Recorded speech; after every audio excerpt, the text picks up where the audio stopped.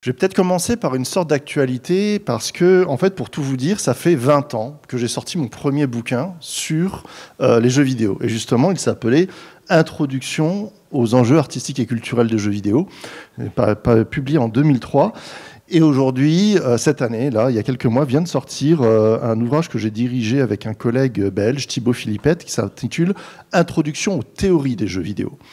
Et entre ces deux introductions, il y a tout un monde. Parce qu'en fait, le tout premier, donc ça s'intitule Introduction aux enjeux artistiques et culturels des jeux vidéo, était vraiment là pour légitimer le simple fait qu'on puisse parler des jeux vidéo sous un angle de recherche. Tandis que Introduction aux théories des jeux vidéo, ça veut déjà dire qu'il y a déjà des théories qui ont été formalisées, qu'on a déjà pensé le domaine et que quelque part, on a besoin de savoir où se situer pour pouvoir l'analyser.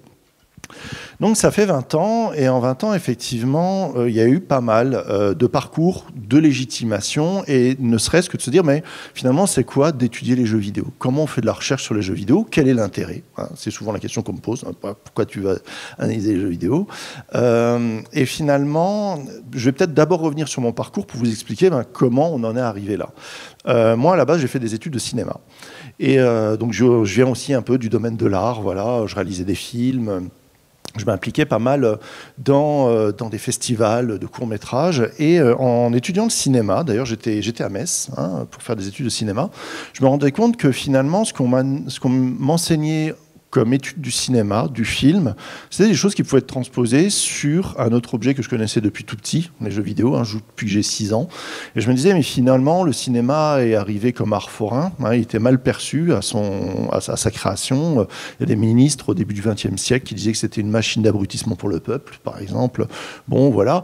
Et analyser des films aussi, se dire comment ils transmettent un message, qu'est-ce qui fait la qualité esthétique d'un film, comment le réalisateur pense la cohérence d'un plan par rapport à ce qu'il veut dire, etc. Je me suis dit, mais finalement, ces questions-là, est-ce qu'on ne pourrait pas se les poser sur le jeu vidéo, qui est né dans un contexte un peu similaire, qui me fait ressentir des émotions, certains jeux vidéo racontent des histoires, comment ils le font de façon spécifique par rapport à d'autres arts, et surtout comment ils s'inspirent d'autres arts. Parce que je me dis, le jeu vidéo, il y a de l'architecture dedans, on parcourt des environnements, il y a un rapport à l'image, au son, donc de la musique également. Donc voilà, un ensemble de filiations qu'on pourrait faire avec différents domaines artistiques. Et donc à l'époque, j'étais étudiant en maîtrise, donc l'équivalent de master. Je vais voir un professeur qui dirigeait les mémoires, qui est aujourd'hui un de mes collègues, mais je ne donnerai pas le nom. Et je vais le voir et je lui dis, je voudrais réaliser un mémoire sur les enjeux artistiques des jeux vidéo. Et il me regarde, il me dit, mais vous êtes sûr qu'il y a des enjeux artistiques dans ce truc qui est fait par 50 Japonais dans 10 mètres carrés? Donc j'ai changé de directeur de mémoire. Mais c'est un peu une boutade, mais ça illustre bien les difficultés qu'il y a eu au début. Parce que, à vrai dire, j'ai terminé mon mémoire de maîtrise donc, sur les enjeux artistiques des jeux vidéo, et j'ai été recruté par Ubisoft, donc une grosse multinationale du jeu vidéo, comme game designer. Alors ne serait-ce que le terme de game designer, ça pose question. Parce que qu'est-ce qu'on fait quand on est game designer? Est-ce qu'on développe des jeux? Justement, avant d'arriver, je parlais à quelqu'un qui me disait « Ah oui, moi, j'ai quelqu'un qui veut être développeur de jeux. » Je dis « Oui, mais le game design, c'est pas de développer des jeux. » Le game design, c'est autre chose. C'est la scénarisation, c'est la façon dont on invente les règles, dont on met en scène, etc. Mais en soi, le terme de game design, rien que ça nécessite développement, ça nécessite définition. Et donc, quand j'étais game designer chez Ubisoft, donc c'était au début des années 2000, j'ai travaillé sur un jeu qui s'appelle 13, qui était une adaptation de la bande dessinée en jeu vidéo. Donc là, à nouveau, des liens entre différents domaines d'expression artistique. Et du coup, à cette époque, alors ça a changé depuis quand même, mais je me suis rendu compte qu'il n'y avait pas vraiment de méthodologie de conception. Même si Ubisoft c'était déjà une grosse multinationale, c'était à nous d'inventer notre propre méthode de conception, de se dire voilà comment on invente le game design d'un jeu, comment on pense la scénarisation, comment on pense les personnages, l'interaction, etc. Donc il y avait vraiment tout à faire. Et pour tout dire, au bout d'1 an et demi, je me sentais un peu coincé chez Ubisoft pour différentes raisons. Bon, c'est une expérience qui m'a plu, mais j'avais développé le goût de la recherche. Et donc je me suis dit pourquoi pas quitter Ubisoft pour reprendre une thèse. Donc ça a été un peu un coup de poker, mais j'ai fait ça. J'étais faire une thèse, et donc d'autant plus qu'à l'époque, j'avais réussi à publier mon mémoire de maîtrise en bouquin. Et ce mémoire de maîtrise, c'était ça. Voilà, c'était ce premier bouquin qui est paru chez l'Harmattan. Et donc, je me suis dit, avec ce premier bouquin en poche, j'ai peut-être une chance de pouvoir faire une thèse. Et donc, voilà, j'ai fait une thèse qui portait justement sur le game design, c'est-à-dire comment on définit le game design et surtout comment on va transmettre. Parce qu'il y avait une réflexion qui est de se dire, le jeu, c'est une activité qui est très ancrée culturellement. C'est-à-dire, selon les peuples, selon les époques, selon les sociétés, on n'a pas la même idée de ce qu'est un jeu. On ne définit pas le jeu de la même façon, il n'y a pas les mêmes connotations derrière le jeu. Il suffit de voir aujourd'hui, par exemple, très souvent, on opposait le jeu et le sérieux, où on disait que le jeu, c'était juste du divertissement. Mais aujourd'hui, on parle de jeu sérieux, on parle de jeu pour la formation. Bon, ça fait longtemps, mais même dans le domaine de la santé, dans le domaine militaire, dans le domaine... voilà, dans des domaines très épars. Et on se rend compte que le jeu aujourd'hui contamine différents secteurs d'activité de la société. Donc on voit bien que ce qu'on parlait, la façon dont on pensait le jeu avant évolue. C'est pas la même chose. Et donc l'industrie du jeu vidéo pose une question, c'est comment on fait un jeu en ayant une certaine préconception de ce qu'est le jeu, tout en voulant s'adresser à un public globalisé. Parce que l'industrie du jeu vidéo, c'est la première industrie culturelle qui est née de façon globalisée. Elle se pense à l'exportation depuis sa naissance. Globalement. Et donc, quand on fait un jeu, on se dit, mais comment je vais toucher, et c'est très souvent un exemple que je donne à mes étudiants, je leur dis, voilà, vous êtes game designer, et demain, vous voulez faire un jeu pour une petite fille chinoise de 6 à 12 ans. Quel jeu vous allez faire ? Il faut savoir ce qu'ils ont envie de jouer, les petites filles chinoises de 6 à 12 ans. Quoi. Et c'est pas une question théorique. Par exemple, il y a un gros éditeur sur lequel, justement, j'ai fait ma thèse sur World of Warcraft, ça vous parle peut-être. Et donc, Blizzard, lorsqu'ils ont fait World of Warcraft, à un moment, ont voulu toucher la Chine pour étendre leur marché. Donc, ils ont sorti une extension à leur jeu, qu'ils ont appelée Mist of Pandaria. Et qu'est-ce qu'il y avait dans cette extension ? On pouvait jouer à un panda, et les décors, c'était des montagnes embrumées. Donc, niveau stéréotype, ils étaient au top, quoi.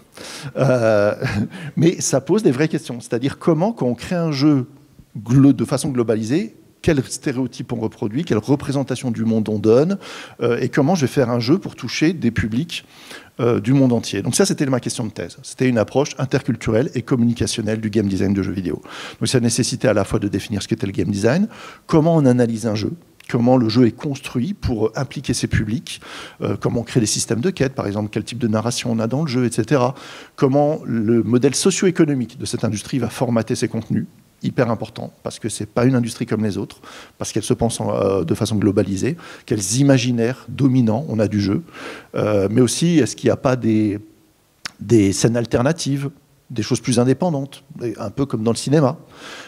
Et surtout, qu'est-ce que les publics vont en faire ? Qu'est-ce que les joueurs, comment les joueurs vont se positionner ? Est-ce que, voilà, ils sont juste formatés par une industrie globalisée, ou est-ce qu'ils ont une force de réappropriation selon les lieux, etc. Donc ça, c'était ma thèse, et, que j'ai publiée d'ailleurs également, sous l'intitulé Le jeu à son ère numérique, comprendre et analyser les jeux vidéo. Donc ça, c'était un bouquin que j'ai sorti en 2009, et qui fait suite justement à ces interrogations de se dire, mais maintenant qu'on n'a plus besoin de légitimer finalement, enfin, il y a toujours ce besoin de légitimer le jeu vidéo pour pouvoir en faire l'étude à l'université. D'ailleurs, ma thèse était la première en France sur les jeux vidéo. Elle date de 2006. Donc, c'est assez récent quand même, mine de rien. C'est pas, et comme je dis très souvent, le jeu, c'est une activité, même si on considère les activités de création, par exemple, on peut parier très fortement que le jeu, c'est une des premières activités de création de l'humanité. C'est-à-dire, depuis que le monde est monde, les humains, même les bébés, enfin, c'est montré là plutôt sur un plan par les pédopsychiatres, jouer, c'est une des premières activités de l'homme lorsqu'il naît. Et donc, de tout temps, les hommes jouent. Et pourtant, paradoxalement, c'est une des activités sociales, anthropologiques, etc., les moins étudiées dans le domaine de la recherche. C'est très récent, et donc il y a tout un champ à défricher, justement, en essayant d'expliquer à la fois pourquoi c'est important d'étudier les jeux vidéo aujourd'hui. Alors oui, effectivement, il y a des enjeux économiques très forts, il y a des modalités de sociabilité aujourd'hui chez les jeunes générations qui sont très fortes. Le jeu vidéo aussi, très souvent, ça peut être pensé comme un modèle, un paradigme pour les nouveaux arts et les nouveaux médias, c'est-à-dire voilà, comment je raconte une histoire de façon interactive. Les jeux vidéo se posent cette question-là depuis les années 70. Comment je transmets des émotions de façon interactive. Donc tout ça, on peut y réfléchir aussi par le jeu vidéo. Mais après tout, analyser le jeu en soi, c'est aussi intéressant. Je veux dire, je fais souvent le parallèle aussi. Je veux dire, quand on étudie Balzac, par exemple, on ne va pas se dire je vais étudier Balzac parce qu'il vend plus de chiffre d'affaires qu'un tel ou un tel. Non, c'est un apport considérable à la création humaine. Et donc, en tant que patrimoine littéraire, ça vaut la peine de l'étudier en soi, quoi. Donc, les jeux vidéo, pour moi, c'est un peu la même chose, c'est-à-dire on peut les étudier aujourd'hui parce qu'ils sont intéressants, mais aussi parce qu'ils se diffusent à différentes strates de la société. Et donc aujourd'hui, il y a quand même une diversification des sujets possibles. Et c'est ça qui a changé par rapport à il y a 20 ans. C'est-à-dire qu'il y a 20 ans, on devait tenir des discours très généraux sur l'objet jeu vidéo. Voilà. Introduction aux enjeux artistiques et culturels des jeux vidéo, comme si le jeu vidéo, c'était un même ensemble. Or, on se rend compte aujourd'hui que c'est une multiplicité d'objets très différents, avec des publics différents, avec des contenus différents, sur des supports différents, etc. Et donc, on peut aller dans la particularisation des sujets aujourd'hui. Moi, je dirige environ une dizaine de doctorants qui ont des sujets aussi variés que comment on détourne les contrôleurs de jeux pour faire de l'art, comment on étudie la notion d'épopée dans les jeux vidéo post-apocalyptiques. Parce que les jeux vidéo post-apocalyptiques nous parlent quelque part des crises en cours et à venir. Et comment, par exemple, ça nous prépare aux crises climatiques, etc. J'ai un autre doctorant qui travaille sur la façon dont les jeux japonais conçoivent leur paysage, leur environnement pour transmettre des valeurs qui sont particulièrement nippones. Hein. Qu'est-ce que c'est que de construire un environnement qui est construit selon des valeurs japonaises, par exemple. Voilà, donc, vous voyez, on peut davantage particulariser les champs de recherche. Et en plus de ça, personnellement, j'ai une particularité, c'est que je n'ai pas abandonné le game design. Je continue à faire justement de la recherche-création. D'ailleurs, je me pose des questions sur comment on crée des jeux, et plus particulièrement comment on crée des jeux que j'appelle expressifs, c'est-à-dire des jeux qui vont nous parler de sujets sensibles du réel. Et notamment de façon biographique ou autobiographique. C'est-à-dire comment on fait des jeux qui vont témoigner du vécu d'autrui et comment on met le joueur à la place d'autrui. Parce qu'il y a un enjeu, là justement. C'est-à-dire dans le jeu, on peut faire quelque chose qu'on ne peut pas forcément faire dans les autres médias. C'est-à-dire on peut inciter le joueur à réfléchir aux conséquences de ses actes. C'est-à-dire on lui laisse des options, des choix, et on va le faire réfléchir sur des systèmes éthiques, sur des choix moraux, sur le fameux « qu'est-ce qui serait passé si ?» Et donc, moi, par exemple, j'ai fait un jeu qui s'appelle Light My Heart, qui date de 2009 et qui parle de suicide. Voilà. Et ce sujet-là porte particulièrement bien ce genre de réflexion-là, parce que c'est très souvent quand on connaît un proche qui s'est suicidé, etc., une des questions qu'on se pose sans cesse, c'est « qu'est-ce qui serait passé si ?» Et si j'avais fait ci, et si j'avais fait ça. Donc j'ai fait un jeu qui porte sur ces questionnements-là. Et en termes de recherche, ça pose plein de questions.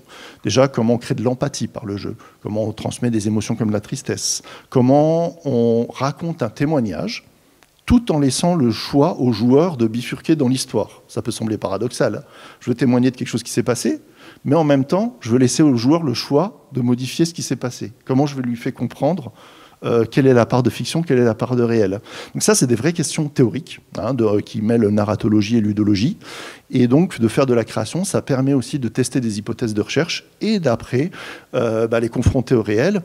Et je n'ai pas envie de dire que la création est uniquement limitée ou cadrée uniquement par la théorie, c'est-à-dire des fois, on laisse part à l'élan créatif, et l'élan créatif va nous apporter des choses sur la théorie qui, en retour, va s'en retrouver renforcée et qui va nous ouvrir de nouvelles pistes pour la création. Donc moi, c'est vraiment ce que je fais aussi dans ma recherche, donc de la recherche-création, et qui peut être aujourd'hui appliqué à différents domaines, puisque là, par exemple, je suis porteur d'un projet qu'on appelle un projet de chaire de professeur junior, qui va nous permettre de recruter un ou une collègue sur ce projet, pour faire de la recherche sur les liens entre jeu et santé. Donc, ce que je vous ai parlé, par exemple, ça peut avoir des applications dans le domaine de la santé.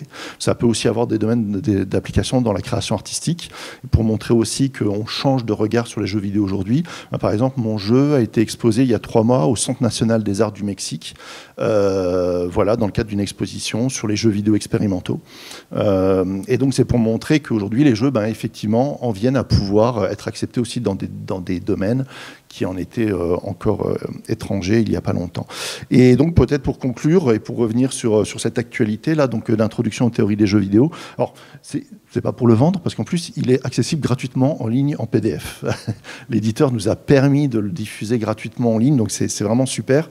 Parce que, à vrai dire, aujourd'hui, je pense qu'il y a énormément d'étudiantes et d'étudiants qui veulent aller vers ce domaine-là, en tout cas qui s'interrogent dessus. Pas forcément qui veulent se professionnaliser dedans, mais c'est devenu voilà, une pratique de sociabilité, une pratique culturelle qui devient quotidienne chez la plupart des personnes jusqu'à aujourd'hui 24, 25 ans. Voilà, c'était pas tout à fait le cas quand j'avais cet âge-là, mais aujourd'hui, ça devient prépondérant dans les usages du numérique. Forcément, ça pose plein de questions. Et avec le collègue, on a fait un ouvrage divisé en 40 chapitres. On a invité 40 auteurs experts pour pouvoir parler à chaque fois, par exemple, de comment on analyse le contenu des jeux vidéo, comment on analyse les pratiques de sociabilité, comment on analyse le lien entre éducation et jeux vidéo. Et des questions qui sont très peu abordées, qu'on a souhaité aborder ici, par exemple, comment le jeu vidéo ou la recherche sur les jeux vidéo est née en France, ou en Suisse, ou en Belgique, ou encore comment l'industrie du jeu vidéo s'est structurée dans des pays auxquels on ne pense pas quand on parle de jeux vidéo, par exemple en Afrique ou en Amérique du Sud.